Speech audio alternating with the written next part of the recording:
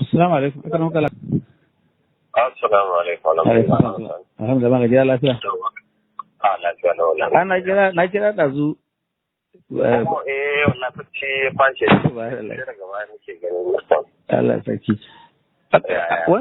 Alhamdulillah malam. Wannan nukta ta bagana da aka ce ko za ku yi muzahara ko muƙabala da wani maraya. Ai ni jiya da al'asar. Jiya da al'asar na wuce ya ɗauke naka na tashi sai na ga miss call da yawa Mamu da Abdullahi Umar. Na buga Mamu sai ne bata shiga sai na buga Abdullahi Umar. Ce wai Mamu ne mai magana cewa wai ana so a shirya muƙabala da maraya. Na ce a wani maraya. Wannan wani muƙabala zan yi da mutum kuma akan matsala wanda yake ta ilimi zai wuce a duka kawai. Ni ba zan yi ba.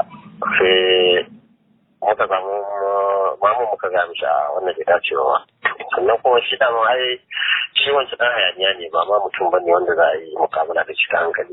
Ni ba muƙabala bane a buɗe littafi ai karatu. Shi ne malam. Shi ne. Shi kenan. To Allah ya saka alheri malam. Dan dama abin da sa na kira ban sani ba ko sun baka abubuwan da suka faru. Dan ba wanda fita gidan rediyon wala shi marayan wala ba wanda ya mun magana ma ne wai ba in ce na da za a yi. To amma su gidan sun ce sun same ka amince. Mu kuma mun san ba wanda ya biyo ta hannun mu. Kariya suke yi. To. Wani hanyar ce kariya suke yi ba ma ji labarin ba.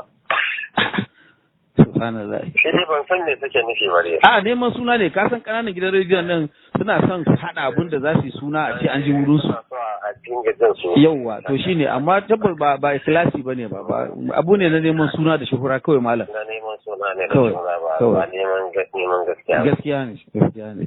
Allah ya saka da alheri. Allah ya ƙara lafiya malam. Yanda abubuwan suke fita insha Allah. Allah ya samu dace. Assalamu alaikum.